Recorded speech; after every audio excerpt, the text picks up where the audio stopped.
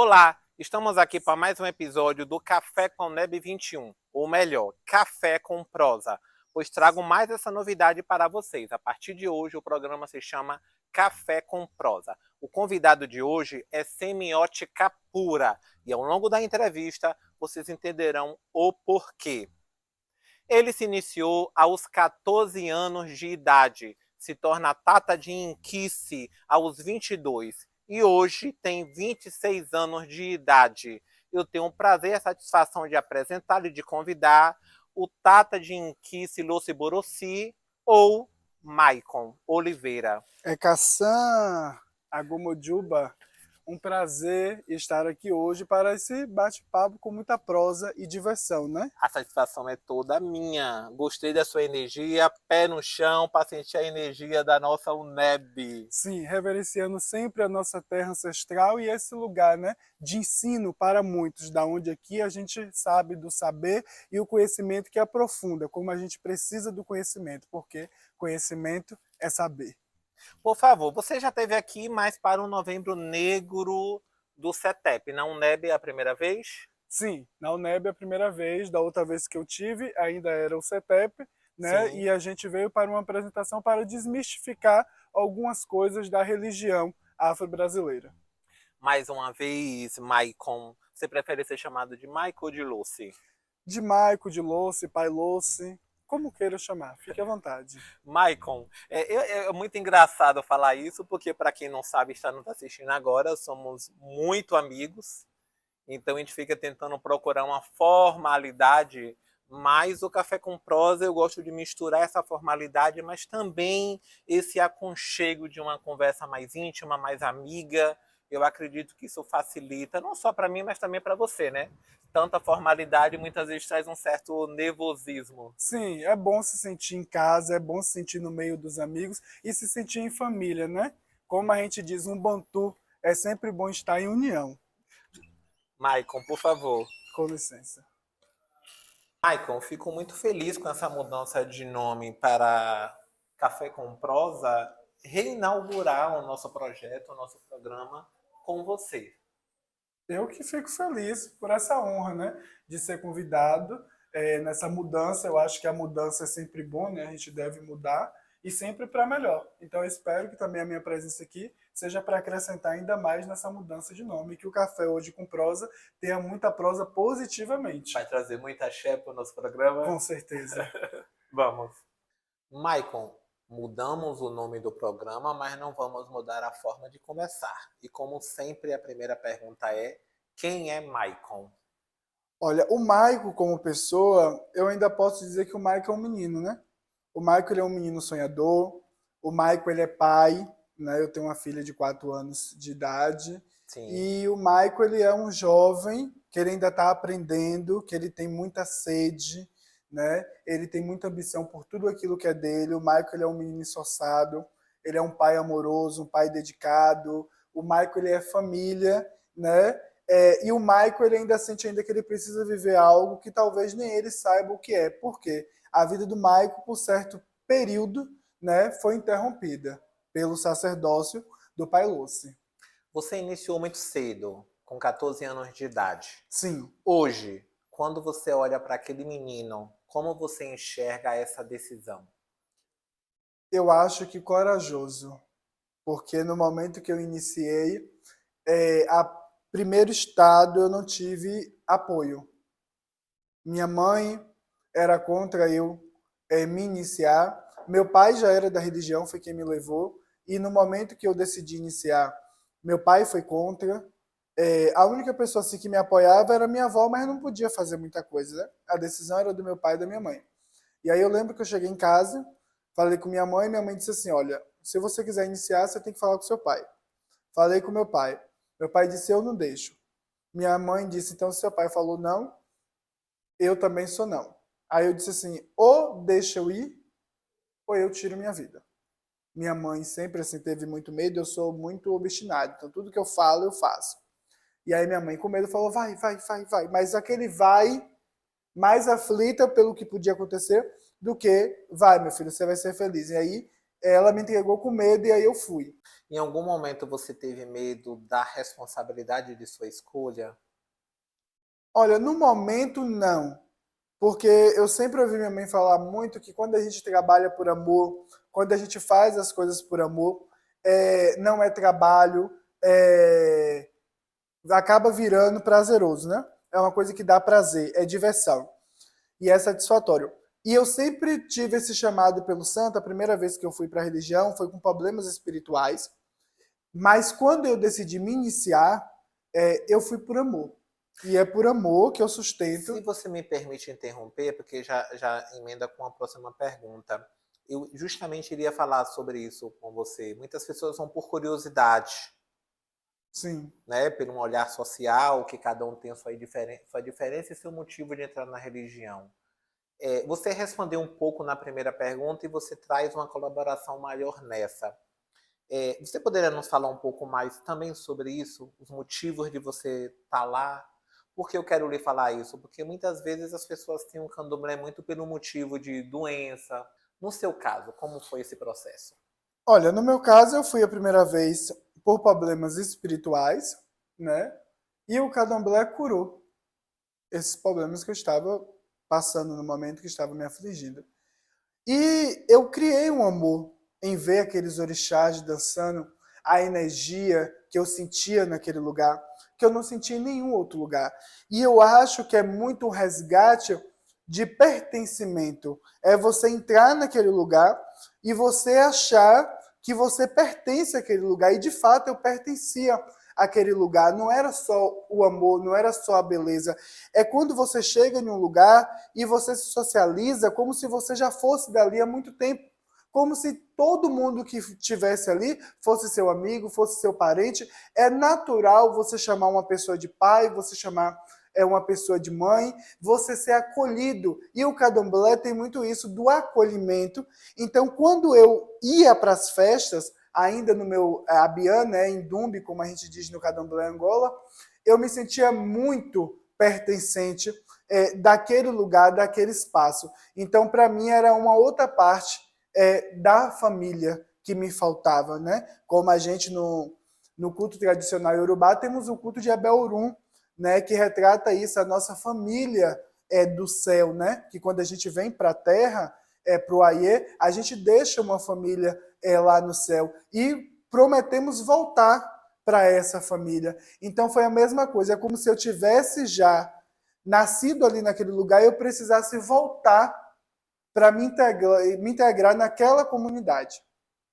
Tornar-se Tata de Inquice aos 22 anos é algo muito raro.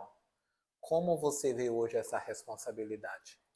Olha, eu não sei se eu fico feliz ou se eu fico muito assustado, mas eu sou a Untanda em outras nações, Decá, Oiê e Baxé, mais novo do meu pai. Eu sou a primeira pessoa da minha casa, com 22 anos, né, a receber essa Untanda, esse sacafunã de Taramissóis. Meu pai já entregou vários, entrega vários, mas eu fui a pessoa mais nova até hoje. Possa ser que amanhã depois entre uma pessoa com 18, com 21, que esteja abaixo, né, na idade que eu tomei. Mas até então eu tenho esse título de ser o mais novo DK que o meu pai deu. E para mim, assim, é tanto uma responsabilidade, porque você acaba carregando um peso de ter aquele título do mais novo, como também pela idade. Uma pessoa com 22 anos que ainda está conhecendo muito do mundo e às vezes de si. E eu tive que amadurecer muito rápido, porque para cuidar de outras pessoas. Eu nunca quis, mas não é querer. A gente é escolhido, a gente não escolhe, e vem isso no destino da gente. Então já estava traçado no meu destino por Zambiapongo, e a casa de Candomblé e meu pai, como muito sábio, né, juntamente com a minha mãe, eles já foram já me informando, porque eles já sabiam, por mais que eles não me falavam, eles já sabiam que eu nasci para ser predestinado, porque o Nigombô, o jogo, né, de Búzio fala muito isso na nossa iniciação, que está ali, e já fala já através dos Oduns, o nosso caminho predestinado aqui na Terra. Então eu nasci para isso e o meu pai, de uma forma indiretamente, foi me preparando. Por muito tempo eu viajei com meu pai, passei muito tempo na casa de Candomblé, deixei aí toda a minha adolescência, que eu poderia fazer várias coisas para estudar, para participar, para estar ali na casa de Candomblé aprendendo, e eu acho que tudo isso foi o santo que fez, né, para que hoje eu me tornasse quem eu sou, com essa pouca idade que tenho, né, e já com os bem-feitos que já fiz, né, graças a Zambia Pongo e ao meu Inquice. Existe uma imagem social de que lideranças espirituais, sobretudo na religião de matriz africana, ela precisa estar com uma idade mais avançada. Como você lidar com essa expectativa sendo tão jovem? Olha, eu lido com essa expectativa sendo muito respeitoso, né? Eu acho que às vezes as pessoas não são obrigadas a aceitar nem concordar, mas elas são obrigadas a respeitar. E quando a gente nasce com aquele chamado, a gente também tem que fazer jus. Então, ou seja, a gente muda a postura, a gente muda a conduta, a gente muda o comportamento, e aí você vai pegando os exemplos dos seus mais velhos e vai replicando no seu dia a dia. E assim você vai conquistando. Eu, pelo menos, vou conquistando meu espaço assim, sem precisar pisar em ninguém, passar por cima de ninguém, até porque a idade ela é um número, mas o que voga dentro da religião é o seu conhecimento, e o conhecimento é poder, e ele não está vinculado à idade de santo. Às vezes tem pessoas que têm 100 anos, mas ela não tem o conhecimento de quem tem 10, porque isso vai de tempo, isso vai de estudo, isso vai de dedicação e de força de vontade. Houve algum momento em sua vida que você sentiu uma necessidade de provar mais do que os outros por ser mais jovem? Olha, não houve uma necessidade assim de provar, mas várias vezes já aconteceu a necessidade de eu ser forte para concluir aquilo que eu comecei. O Brasil é marcado por intolerâncias religiosas, sobretudo nas religiões de matriz africana. Você já passou em algum momento na sua vida algum tipo de preconceito, alguma intolerância na comunidade, no lugar em que você vive, ou até mesmo em suas viagens? Já. Eu já sofri preconceito, inclusivemente dentro da própria religião, né? Com adeptos da religião, com visitantes da religião, com pessoas mais velhas dentro da casa de Candomblé, que isso acontece. Eu encaro isso como às vezes são pessoas que não têm um estudo, que não se informaram, às vezes elas podem agir de má fé, mas são coisas que eu não levo para o coração. Mas também seria muito errado eu dizer que isso não existe dentro da religião, existe, e em muitas casas existe esse preconceito, entendeu? Existe essa discriminação feitas até mesmo por sacerdotes que são dirigentes daqueles terreiros. Sério, Maicon? Sério. Então a gente pode falar da mesma forma que falamos que existe negros e pretos racistas, dentro da religião existe pessoas intolerantes. Sim, eu não posso, às vezes, falar de lá de fora, sendo que eu tenho casos para poder contar de dentro, né, da própria religião, como isso acontece muito dentro da religião, e a gente vem lutando para cada vez mais acabar com isso, né, e levar mais conhecimento para dentro das nossas casas de Candomblé, para que outras pessoas não venham passar por aquilo que a gente já passou. Muitas pessoas, Maicon, ainda associam o candomblé ao estigma de pessoas desinformadas, ignorantes, ainda nos dias de hoje. Como você lidar e o que você teria a nos dizer sobre isso? Olha, o que eu tenho a dizer sobre isso é que o Candomblé se firmou, né, no Brasil, até porque Candomblé só existe aqui no Brasil, então Sim. Candomblé é afro-brasileiro, né? Na Nigéria é culto ao orixá. O que acontece? Foram formadas por pessoas que não tinham conhecimento da língua portuguesa, dos costumes, né, do Brasil. Então foram pessoas que vieram trazidas de lá para cá. O Brasil passou muito tempo na escravidão, aonde os negros não tinham o direito. Até algumas mulheres brancas naquela época, as mulheres não podiam aprender a ler. Só quem podia, tinha esse acesso, eram os homens, os coronéis. E por muito tempo a gente viveu nisso. Além da gente viver isso, depois que o Brasil, né, saiu da escravidão, ainda assim os tempos eram muito difíceis para os negros, e a gente sabe disso. Mas hoje, graças a Deus, a gente está quebrando esses padrões, para você ver. Eu, né, na posição de gay, negro, aqui em uma universidade prestando uma entrevista. Então você vê aonde o candomblé, aonde a religião, aonde a gente negros estamos chegando e ocupando lugares. Eu, ao adentrar aqui nessa universidade, começar por você que me recebeu, tem vários participantes aqui que são negros. Então você vê a grandeza que antigamente a gente não via. Então eu acho que isso a gente está mudando. A gente sabe que é um trabalho minucioso, de formiguinha, passo a passo, mas a gente está conseguindo quebrar e hoje a gente tem médicos, advogados, juízes, artistas, pessoas famosas de grandes nomes, com bem feitos dentro da religião de matriz africana. Para você, Maicon, o que a sociedade brasileira ainda precisa aprender sobre a religião de matriz africana, em especial o candomblé? Primeiro, a respeitar. Elas precisam aprender o respeito. Depois, a gente só pode julgar aquilo que a gente conhece. E eu convido a todos a adentrar um terreiro de candomblé para conhecer a vertente, para conhecer a filosofia do orixá, do inquice, do vodum, a conhecer a filosofia do sacerdote, que não é uma vida fácil, independente de qual seja a religião. Porque viver o sacerdócio é viver de abdicação. Abdicar das coisas que você mais gosta nessa vida para viver o propósito que foi determinado pela sua ancestralidade. É como eu disse, né? A gente é escolhido e a gente não escolhe. Maicon, você reúne identidades que historicamente foram e são alvos de preconceito e de discriminação no Brasil. Você é um homem negro, homossexual e tata, popularmente falando, pai de santo. Como todas essas dimensões atravessam a sua vida? Como você lidar com essas questões? Olha, eu lido de forma normal e tranquila. Porque eu acho que a gente bate muita cabeça quando a gente não aceita. E eu fui muito bem criado espiritualmente para isso. É como eu digo, primeiro eu tive em uma casa que sempre me acolheu muito bem, né, que é a casa dos meus pais sanguíneos. Sim. Depois eu fui para uma religião que me acolheu muito bem, que me abraçou, né? E hoje, como sacerdote, eu tenho filhos também que me acolhem, que me abraçam, porque eu acho que é uma via de mão dupla. A gente não pode, se o peso for desigual de um lado, nunca vai dar o mesmo peso na balança. Então eu acho que tudo tem que ser na proporção. Mas tudo é também muito daquilo que a gente dá. Eu tenho os filhos que eu mereço porque os meus filhos é comigo aquilo que eu sou com eles. Maicon, em algum momento na sua vida você sentiu a necessidade de lutar para ocupar espaços que naturalmente deveriam ser seus? Sim. Isso eu digo que é diário, né?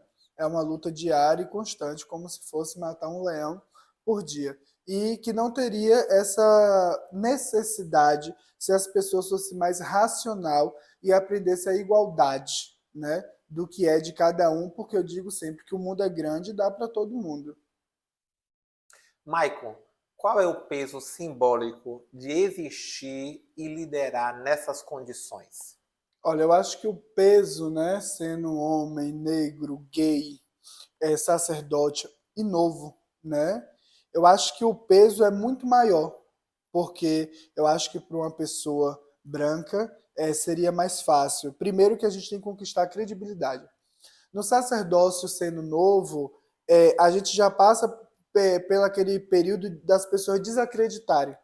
Você sempre tem que ter algo para mostrar, você tem que estar sempre se superando, porque se você não for o melhor naquilo que você faz, você não é bom o suficiente e as pessoas já tiram já a sua credibilidade.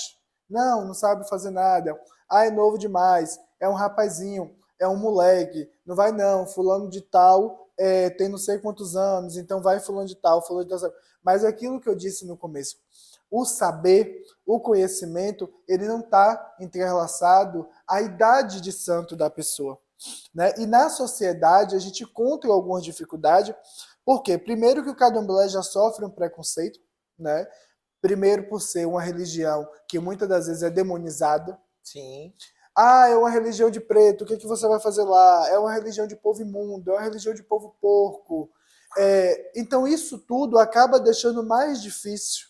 E realmente, assim, dentro do candomblé, é uma religião que é trabalhosa.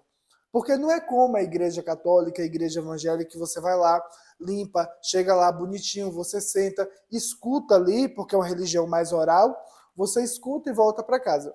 O candomblé tem todo esse trabalho árduo, né? Tem o sacrifício dos animais, tem a limpeza, tem a construção, tem os rituais iniciáticos que requer uma dedicação tanto do sacerdote quanto dos filhos daquela casa para que aquele acontecimento, porque o candomblé é antes, durante e depois. Para que aquela festa aconteça, 5 horas, 10 horas de festa em um dia, tem que se ter ali 21 dias por trás daquilo. De trabalho árduo, acordando cedo, dormindo tarde, passando da hora de comer. Então sempre foi mais difícil.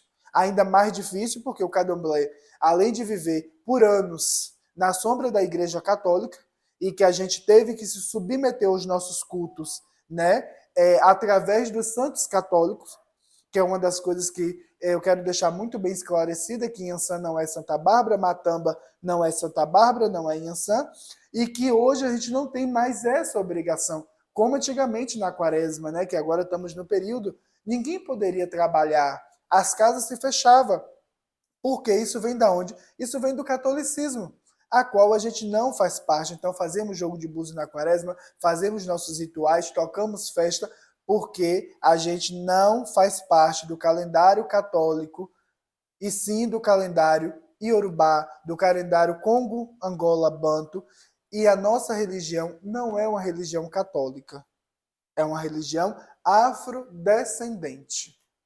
Maicon, está hoje dentro de uma universidade pública concedendo uma entrevista tem um significado e uma simbologia muito importante.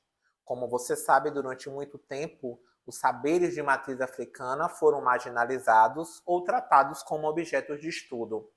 Como você enxerga hoje, você vê os saberes acadêmicos junto com os saberes de terreiro? Olha, primeiro, é uma alegria muito grande, né?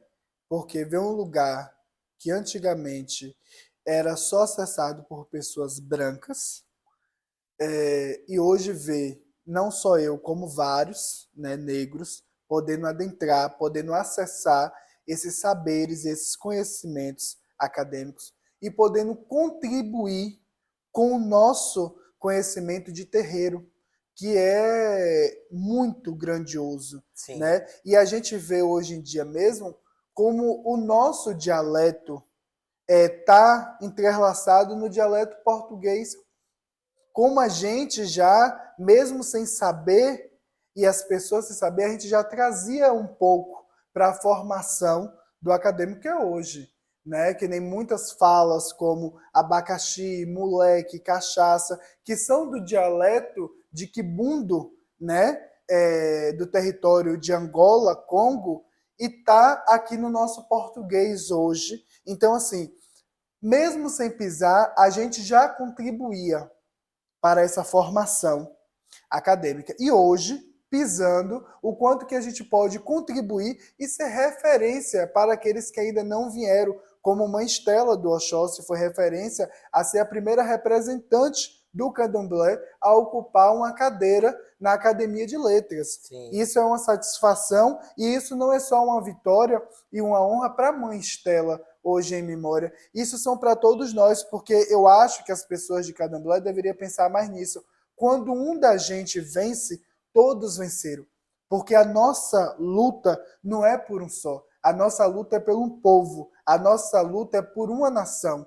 Então, cada vez mais que um negro, que um homossexual chega em um lugar, que um sacerdote novo ou velho, ele ocupa um lugar que é dele por direito e que ele tem esse acesso, todos vencem, todos ganham, todos ocupam. Maicon, o candomblé tem sua própria filosofia, cosmologia, tem suas próprias tradições, músicas, seus próprios conhecimentos. O candomblé tem a ter sua própria forma de tratar, de curar, não é isso? Sim. Ela é um conhecimento puro, né? Filosófico, medicinal. Você encontra dança, arte, cultura. Você acha que a universidade está pronta para legitimar esse conhecimento?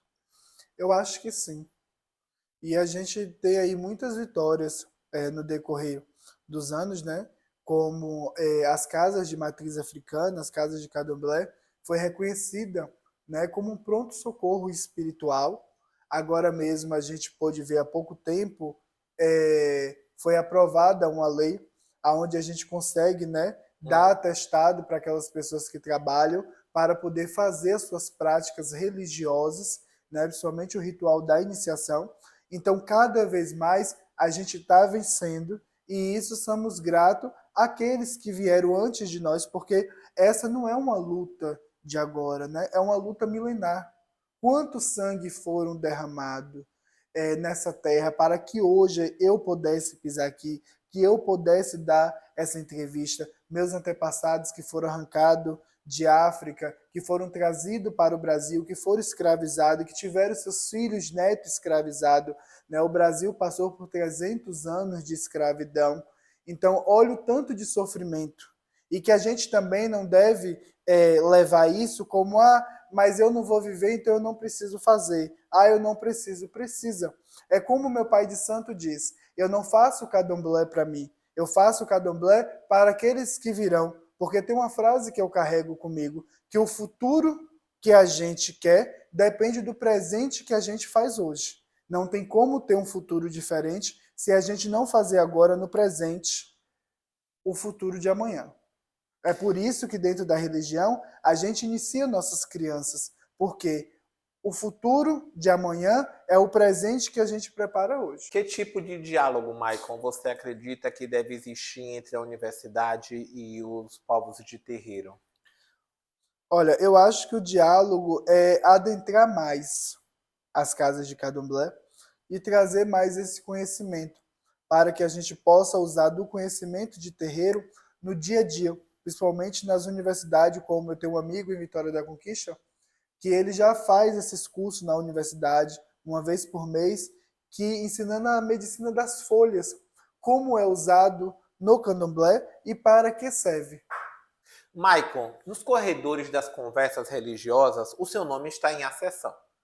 Né? As pessoas comentam e perguntam como um possível nome para dar continuidade a esse legado do candomblé aqui na nossa região, sobretudo na casa do seu pai, em um futuro bem distante, porque acreditamos que vamos ter Pai Naldo por muitos e muitos anos, né, na nossa comunidade, na nossa sociedade e liderando a casa de Angorô. Como você Sim. recebe essa expectativa das pessoas, sobretudo pelo fato de você ser tão novo, tão jovem? Eu fico feliz de ser visto com bons olhos, né, de ter essa comparação, mas é uma coisa que, assim, não penso, né, porque a casa do meu pai eu não sei quem é o herdeiro na sucessão, mas uma coisa eu posso afirmar, que o legado do candomblé e o legado do Pai Naldo em levar para frente, entendeu? Em honrar esse nome, sim, isso é uma coisa que eu pretendo, por quê? Porque é um legado inquestionável, né? É um homem de muito comprometimento, de muita seriedade no que faz, de muito caráter, de muito respeito, que lutou uma vida, né? São 62 anos aí, 52 dedicado ao candomblé, e assim, isso tem que ser respeitado, a história dele, quem ele foi, quem ele é hoje, né? E é como eu falo sempre pro meu pai, ele disse, o senhor já pensou, porque é triste também se ver um legado daquele ir por água abaixo. Eu mesmo brinco todo dia que eu não vejo uma pessoa para levar aquele legado dele, porque o Pai Naldo ele tem muito carisma, ele tem muito aquele que a gente chama de borogodó, que carisma as pessoas, ele tem um jeito dele, ele tem um jogo de cintura, ele tem uma malemolência que eu acho que é só dele, né? Outra pessoa pode vir, pode fazer mais, ou pode também não fazer tanto que nem ele fez. Mas fazer do jeito que ele fez, do jeito que ele faz, somente ele, né? E eu pretendo levar o nome do candomblé, né? O nome da religião, o nome dele, o nome de minha mãe, sempre ao melhor lugar que eu puder, sempre com muito orgulho, como hoje. Tudo que eu fiz foi para muito orgulhar a minha casa, a minha nação, né, e aos meus filhos também que me acompanham, para ser um exemplo. Para você, o que significa você ser visto aos bons olhos das pessoas para carregar uma nação ancestral sendo tão jovem? Algo que eu quero que você entenda, sobretudo na pergunta ao que eu lhe fiz, que independentemente de como você veja ou como você recebe isso, eu sei que você sempre procura responder de uma forma o mais humilde possível. Mas que seja você ou que não seja você, que as pessoas estejam certas ou erradas, o erro não no sentido de uma capacidade, o erro no sentido talvez de ver que outra pessoa poderia dar essa continuidade e não você. Mas qual é a sensação que você sente, reformulando um pouco mais a pergunta ou reforçando? Aí você tem a liberdade de recebê-la como você achar melhor. De independentemente de você dar continuidade ou não, você ser tão jovem, a sua feitura foi jovem, 14 anos, se Sim. tornou Tata jovem com 22 anos, e hoje com 26 parece que na sua vida tudo acontece muito rápido. E ainda que você não seja, mas só em seu nome está nessa possível lista ou dentro dessas possibilidades. Como você recebe isso? Eu recebo isso de uma forma é até engraçado que eu vou falar. Eu costumo dizer que eu sou muito comparado a Jó, né? As coisas acontecem muito rápido, mas eu acho que isso é muito da entrega. Eu sou muito entregue ao meu santo, sou muito entregue à minha espiritualidade, sou muito sincero. Eu procuro fazer um trabalho muito sincero. Eu procuro estudar muito para saber o que eu estou fazendo, aonde que eu vou mexer, as pessoas que eu estou mexendo, qual é o tratamento espiritual que elas precisam. E isso aí me faz ter uma conexão com o meu espírito, com o meu inquice, com o meu orixá, de forma diferente. Não que os outros não tenham, mas eu acho que quando você se dedica àquilo, é como eu falei no começo, né? Quando a gente faz por amor. Eu coloco o amor acima de tudo e eu faço para tudo e para todos como se eu estivesse fazendo para mim. E eu trato o meu santo da forma que eu gostaria de ser tratado. Eu acho que quando você não tenta ser mais do que o santo ele te reconhece, ele te abençoa. E eu acho que o santo até aqui ele tem me abençoado, ele me reconhece, porque esse é o reconhecimento maior, é do orixá, é do inquice, é do vodum, é quando a gente faz aquele trabalho sem esperar. Eu faço sem interesse. Eu vou fazer porque fulano vai me pagar. Eu vou fazer porque fulano tá vendo. Eu acho que não tem que fazer porque o pai vai ver, porque a mãe vai ver, porque fulano vai pagar. Você tem que entender que você está fazendo para o sagrado. Porque a recompensa maior vem do sagrado. Eu costumo dizer que eu sou uma pessoa próspera. E prosperidade não tem nada a ver com o financeiro. Mas se você ser uma pessoa próspera, você consegue dividir e multiplicar o pouco que você tem com aqueles que precisam. Porque não é sobre ter 10 mil para gastar, mas é sobre fazer de R$ 1.000 virar 10. É sobre alimentar, eu digo sempre, quando a gente alimenta aquelas pessoas que têm fome, a gente dá comida ao nosso orixá. E tem muita gente que faz para as pessoas ver. O povo fala que o meu candomblé, a minha sala de candomblé é muito bonita. Mas eu sempre faço o que está dentro das minhas condições, com a ajuda dos meus filhos, que são as pedras preciosas da minha casa, logicamente, diamantes brutos. E que a gente vai lapidando, porque eu também preciso me lapidar a cada dia. A cada hora, eu preciso cada dia olhar no espelho e saber que eu estou melhorando. Eu não sou mais aquele Maico de ontem, eu não sou mais aquele Pailoce de ontem, e amanhã eu não vou ser mais aquele Pailoce, aquele Maico de hoje. Porque é isso, é esse trabalho minucioso, constante que a gente vai fazendo para essa evolução. Porque a religião é para nos evoluir. Mas o contato que a gente tem que ter com o nosso santo tem que ser um contato pessoal e preservar o nosso corpo, que é o nosso ará, porque isso aqui é o templo, isso aqui é a morada do santo. Por isso que quando a gente se inicia, a gente tem que rever as nossas condutas, porque isso aqui é do santo. A gente constrói os templos de adoração, mas a maior adoração que a gente pode fazer é o nosso joelho no chão, é a nossa cabeça, é elevar o nosso corpo sobre o chão para ter contato com o nosso espiritual, com o nosso sagrado. Por isso que quando eu adentrei aqui descalço, para sentir a energia de todos aqueles que passaram, de todos aqueles que honrou essa terra, esse solo sagrado, de todos os sangues dos meus ancestrais que foram derramados para que isso aqui tivesse de pé e tantas outras construções para que eu tivesse de pé hoje, levando a minha bandeira, levando o nome do meu sacerdote, da minha sacerdotisa, o nome do meu santo. Hoje foi muito esforço, então para isso a gente precisa sentir a energia, a gente precisa ver onde a gente está pisando, e até porque o orixá, que é milenar, que é rico, que são os reis e rainhas, quando incorpora a gente, a primeira coisa que eles tiram é o sapato, se despindo de toda a vaidade, porque o orixá, o Inquisi e o Voodoo, ele não precisa de nada disso para carregar a sua força. Que tipo de legado você gostaria de deixar? Olha, eu quero deixar um legado, como meu pai diz, né? Eu não quero passar aqui despercebido. E eu quero deixar o legado da união, o legado do amor e, acima de tudo, o legado do comprometimento. A gente não só pode ser do santo quando as coisas estão boas, quando as coisas estão favoráveis. É o que eu digo sempre para os meus filhos, em todos os discursos eu uso Jó como exemplo. Jó foi temente a Deus.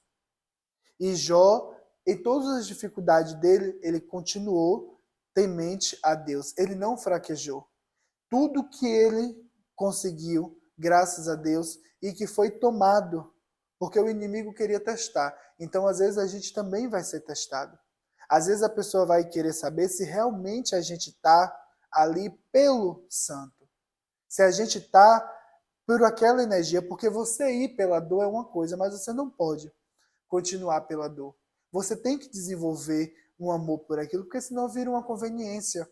Eu fui ali pela dor, me curei e me afasto. Quando eu tiver com dor de novo, eu vou lá. Então tem que ser uma entrega de coração, porque quando você está de corpo e alma, entregue aquilo ou aquela energia, você não se corrompe. Você vê que o que afunda o barco não é a água que está no seu exterior, e sim a água que entra no seu interior. Então, quando a gente se permite que aquela água entre dentro da gente, que são o quê? As pessoas ruins que não querem que a gente cresça, aquela pessoa que a gente acha que é amigo, que não é amigo, que não torce por a gente. Quando a gente escuta o que outras pessoas falam, a gente não busca a verdade, a gente não busca ouvir o outro, e a gente tira nossas próprias conclusões, faz como a gente quer. E tem muitas pessoas que quando vai se elevando a um nível espiritual e vai deixando a fama subir, e aí acaba querendo se endeusar e não endeusar mais o santo. E é por isso que muitas coisas dão errado. É quando a gente esquece que a gente serve a deuses e a gente acha que a gente somos os deuses. Maicon, antes de finalizarmos, eu acho muito importante entrarmos em um assunto que não entramos. Percebi aqui. Como vocês lidam com LGBTQIA+, dentro do candomblé? Em uma das perguntas ainda falamos sobre a questão da sexualidade, mas como um todo. Até porque não tem só gays, eu vejo hoje que tem as trans, temos lésbicas. Como vocês lidam com isso? Sobretudo, eu observo que dentro da religião de matriz africana é onde mais encontramos. Né? Para algumas religiões, LGBTQIA+, é um problema. E para a religião de matriz africana? Olha, é assim, como nós lidamos, né? Eu não posso falar em geral, por todas as casas, porque ainda assim, é como eu falei com você, às vezes o preconceito vem de dentro e não de fora, só de fora. Algumas pessoas já procuram essa religião justamente por isso, pelo acolhimento, porque a gente acolhe essas pessoas sem julgamento. Porque, como eu falei, para o santo, o que vale é o coração, é a alma, é o seu bom caráter. O corpo, estando limpo, é o que pouco importa a genitália sexual da pessoa. E assim, pelo menos na minha casa, que tem várias trans, são todas muito bem-vindas e aceitam. E assim, desde quando o Ori, o Kamuntuê, o Eledá daquela pessoa, ela já reconhece, porque Ori é um orixá primordial, é o primeiro a vir. Antes da gente nascer, Ori já sabe tudo que a gente vai passar aqui na Terra. E se Ori, daquela pessoa, já determinou que aquela pessoa ela vai se reconhecer no feminino ou no masculino, quem somos nós? É como eu digo, eu estou aqui para acatar o que o espiritual diz. E quando o espiritual diz que é isso, é isso. Então, assim, na minha casa, elas vão ser tratadas da forma que mais lhe convém a elas. Ou seja, é trans, é uma mulher trans, vai ser tratada como uma mulher trans, é um homem trans, vai ser tratado como um homem trans, entendeu? E, assim, vai usar a roupa que lhe cai bem, que ela se sente confortável, porque é isso. Esse acolhimento não pode vir com esses pré-julgamentos. A gente não pode dizer que acolhe e, ao mesmo tempo, a gente está sendo homofóbico com essas pessoas. Você tocou em um assunto muito importante na sua fala que eu gostaria de complementar a pergunta. Eu vi uma entrevista de um pai de santo dizendo que o jogo não reconhece. Como você vê isso? Você pensa da mesma forma? Um jogo não reconhece, ou seja, a homofobia e o preconceito é do humano ou é do espiritual? Então, olha, eu não reconheço isso como espiritual. Então, assim, o meu jogo, ele reconhece, porque como eu digo, é Ori. E Ori, ele vai se apresentar em qualquer jogo. O Ori daquela pessoa vai falar, entendeu? E se o Ori fala que aquela pessoa se reconhece como mulher, ela é uma mulher. E precisa ser respeitada como tal. Porque a gente não está aqui para consertar ninguém. A gente está aqui para ajudar. O orixá mesmo, Ogum, que é um orixá que a gente cultua, Ogum na África come cachorro. No Brasil, Ogum não come. O orixá Ogum é um orixá que defende as leis. E no Brasil é proibido. Ah, o orixá entende que aqui é proibido. Então, ou seja, aqui não vai poder se matar cachorro. E se está na lei, a gente não está aqui para contestar a lei. A lei, ela é para ser cumprida. Você pode não gostar, você pode não concordar, mas lei ficou para ser cumprida. E temos que cumprir aquilo que está na lei. Sim. Quando você fala, eu não vejo como espiritual, eu vejo como ori. A minha pergunta, sobretudo, vai no ponto de vista de que espírito não tem sexo. Sim. Então, a religião de matriz africana é uma religião espiritual. Então, isso que aí que estaria esse dilema. Um jogo não reconhece porque reconhece o órgão sexual, mas o jogo não deveria reconhecer o espiritual? Estou errado no meu raciocínio? Não, como eu digo. Porque aqui o pai é você. O jogo reconhece Ori. E se o jogo reconhece Ori, quem sou eu para contestar? Você já viu e encontra casos de homofobia e de transfobia dentro das religiões de matriz africana ou é casos isolados? Olha, alguns casos são isolados, outros são expostos, entendeu? Eu tenho duas filhas minhas que são trans e que saíram da casa da sacerdotisa, que iniciaram elas, porque não eram aceitas. Como é que você está em um lugar, você é chamada de ela e você não pode usar a saia? Como é que você é chamada de ela e na hora lá vai lhe chamar pelo seu nome de batismo? Até porque a vestimenta é uma questão cultural e não sexual, né? A gente vê outros Entendeu? países em que homens usam saias. Os próprios deuses da gente manifestados em manifestações, quantos santos tem que usam saia? Sim. Entendeu? Se o problema do candomblé tivesse na vestimenta, muita coisa já teria se resolvido. Como você enxerga, Maicon, uma religião tão marginalizada, atravessada de preconceitos e discriminação, discriminando? Eu acho que é você ser hipócrita, né? É praticar hipocrisia. Como é que eu discrimino uma coisa e cá eu mesmo estou discriminando? Entendeu? Então aquela coisa, o sujo só se dá com mal lavado, que já não é o caso da religião. Então a gente não pode, é o que eu falo, é acolhimento. A partir do momento que a gente não acolhe, para que serve a religião?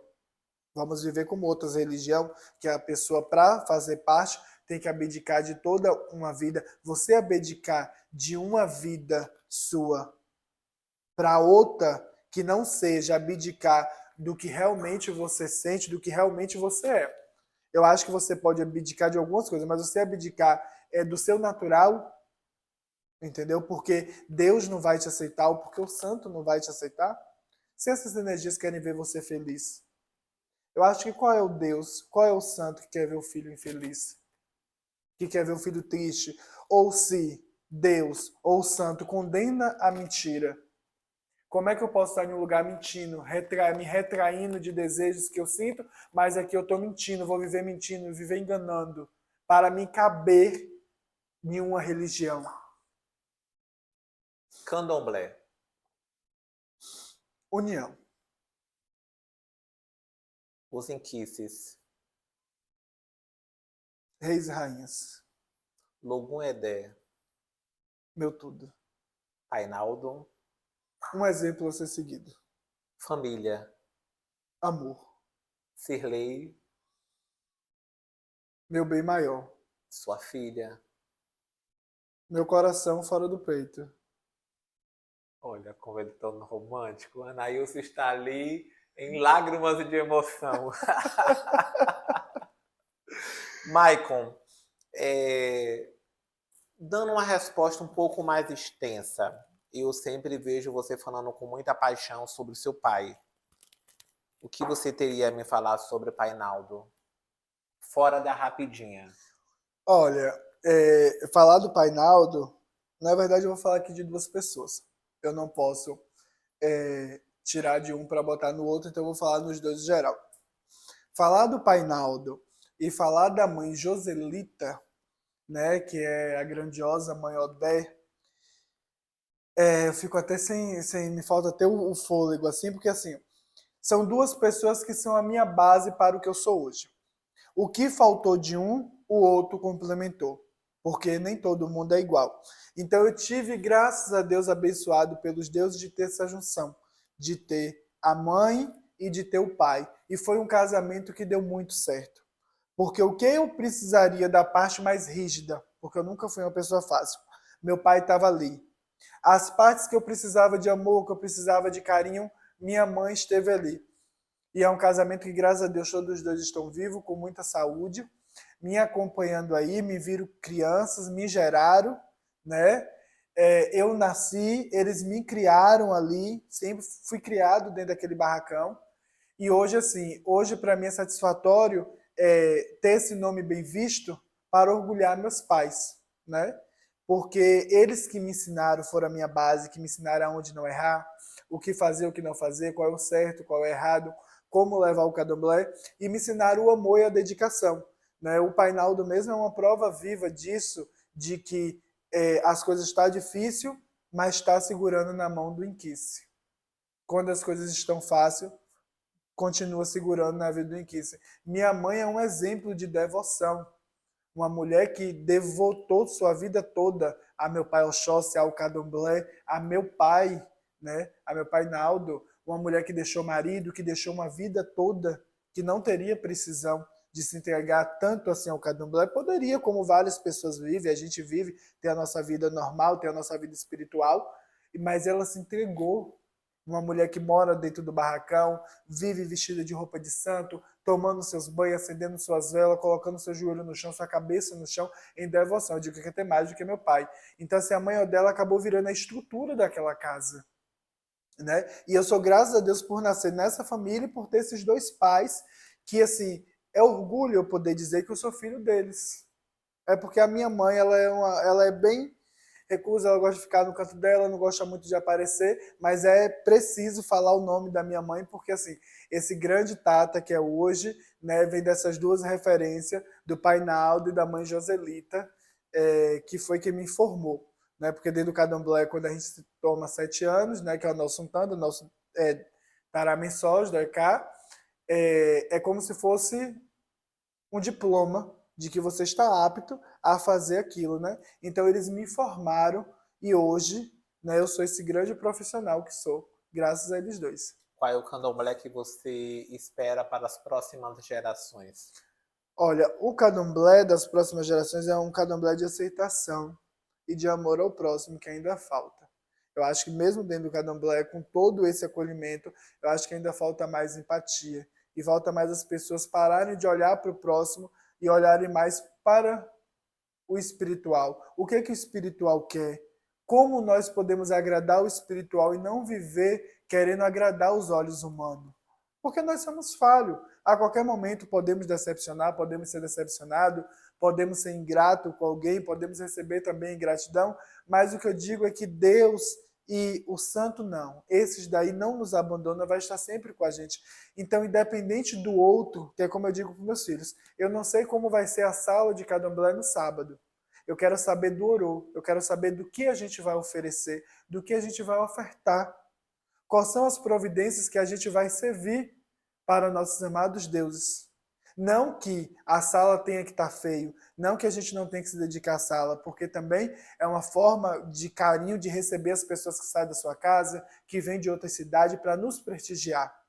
Mas antes de querer agradar os olhos humanos, precisamos se certificar que o espiritual está agradado, porque quando todos nos faltar, que nos falte tudo, menos o orixá, o inquis e o vodum.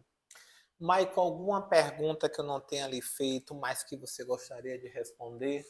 Eu acho que não. Foi assim, a prosa foi boa demais. Eu acho que as perguntas foram, né, todas favoráveis. Espero ter contribuído Sim. muito para esse canal, para essa entrevista, para esse momento aqui. Fiquei muito feliz com o convite. E é isso, é só gratidão mesmo.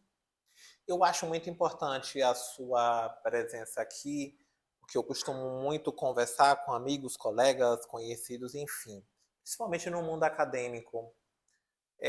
Sempre vemos com discursos falando sobre as pessoas marginalizadas, falando sobre o gay, falando sobre o indígena, falando sobre nós que moramos em favelas.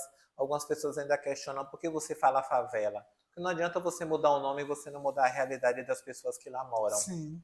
Né?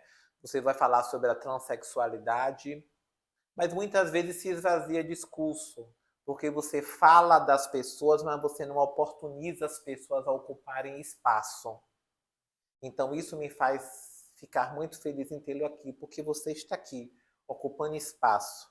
Às vezes você fala das pessoas, você discute a situação, mas você não oportuniza. Sim. E muitas vezes você fala sobre o conhecimento, trazendo aquela pessoa como um objeto de estudo e não como o próprio conhecimento que pode falar deles por si só. Então, acredito que mudando o nome de Café para UNEB para Café com Prosa, pode ter mudado o nome, mas não muda a essência, que é oportunizar, que é ocuparmos espaço e dar voz a quem precisa ter voz. Então, assim, nessa nova estreia do nosso canal, agradeço muito aqui a Anaíls, que está sempre comigo. Eu acredito que estreamos de uma forma maravilhosa, que é fazer com que você ocupe esse espaço e traga todo o seu axé no nosso trabalho, para nossas entrevistas, e seja sempre bem-vindo. Axé, axé. Eu que agradeço por fazer parte aqui, por ser convidado nessa mudança de nome, né? Que a nossa prosa foi muito boa. A gente tem esse costume de conversar muito. Hoje, por incrível que pareça, foi até muito rápido. Sim. Mas eu fico feliz. Eu acho que quando eu falo de igualdade, quando eu falo de inclusão, principalmente hoje, né, no mundo das trans, eu como sacerdote, na juventude, que preciso lutar todos os dias para estar ali sempre no meio daqueles que já vêm fazendo história há muito tempo. Preciso estar honrando a cadeira que eu sento, a cadeira que foi me dada por Logum Edé. Então, assim, eu preciso incluir essas pessoas. Eu não posso fazer distinção. Eu não posso querer mudar o percurso das coisas. Porque se eu não aceitar o destino dessas pessoas que já vieram predestinadas, eu não estou aceitando o meu. Como é que eu posso pregar para os meus filhos que ele tem que seguir o sagrado se eu automaticamente afasto, eu repilo essas pessoas do sagrado? Eu vou pregar uma vontade que é minha ou eu vou pregar uma vontade que é do sagrado? Aí fica, né, a pergunta no ar, porque tem muita gente que quer conduzir o seu candomblé a modo da sociedade. E quando você vai ver a filosofia, o conceito africano, tanto de culto ao orixá, porque lá não tem os templos, né, já dizendo que é livre, que o culto é livre, é em plena natureza, para que não tenha paredes, para que ninguém se prenda. Então, como é que eu posso fazer uma vertente diferente da dos meus deuses? Se eles pregam a liberdade, eu acho que a gente já passou 300 anos de escravidão no Brasil, acho que já foi tempo suficiente para as pessoas viverem oprimidas, as pessoas viverem presas, sem direito de fala, sem poder ocupar os lugares e as cadeiras. Então, hoje, se você pode fazer a diferença, usa o espaço que você está, usa a sua posição social, espiritual, religiosa, para mudar essa condição. Porque, como eu digo, eu trato todo mundo, eu trato o meu santo da forma que eu gostaria de ser tratado. Então, por isso que a minha casa é a casa do acolhimento, mas é acolhimento com amor. Porque eu aprendi isso com a minha mãe sanguínea, Cirlei, que a gente deve abraçar. Antes da gente julgar, primeiro a gente abraça, primeiro a gente dá o colo, para que a pessoa se sinta à vontade. Depois, a gente procura saber como é a situação, como foi. O povo diz assim que tem o marido e mulher, eles têm uma cumplicidade muito grande, né? Que assim, o marido mata, a mulher ajuda a enterrar o corpo e depois ela quer saber por que ele matou. Então é isso, a gente precisamos ter na nossa casa de Candomblé essa cumplicidade com os nossos filhos, porque se só nos vê como mais um, ou nos vê como, às vezes, como o pai e a mãe de dentro de casa, que expulsou, que não quis, que rejeitou, para que adianta a religião? Para que adianta a evolução? Que religião eu estou conduzindo? Que espiritualidade eu estou servindo? Se eu vou de contra ao que os meus orixás, ao que os meus deuses determinaram para a minha vida. Quando a gente é pai ou mãe, a gente não só é pai e mãe de filhos bons. É como eu digo, é uma peneira que a gente vai cessando na areia e passa muito grão, poucos fica. E o que vai ficando ali, a gente vai lapidando, a gente vai trabalhando.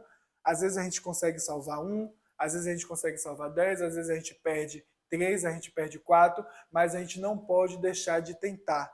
E sempre que a gente for tentar, é com o mesmo amor, com o mesmo carinho. Às vezes a gente olha para uma pessoa, aquela pessoa tem potencial. Ah, fulano leva jeito. Mas você tem que despertar e aprender a trabalhar. Por quê? Fulano faz de um jeito, ciclano faz de outro. E é essa diversidade, é esse diferencial que mantém a nossa cultura, a nossa tradição viva.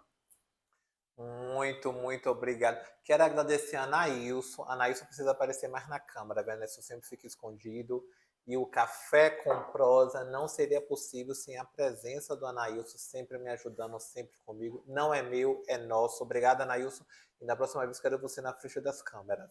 Muito obrigado, Maicon. Meu amigo, eu Deus, os orixás, os inquices te abençoe. que agradeço. Axé. Pessoal, Macuyu, pelas horas. Muito obrigado também ao pessoal de casa, aos telespectadores que estão aqui nos assistindo. Curtam, comentem, compartilhem, viu? Mande para o seu amigo quem precisa de uma palavra de acolhimento, de sabedoria, porque a gente está aqui é para isso. A prosa é para poder somar e não diminuir.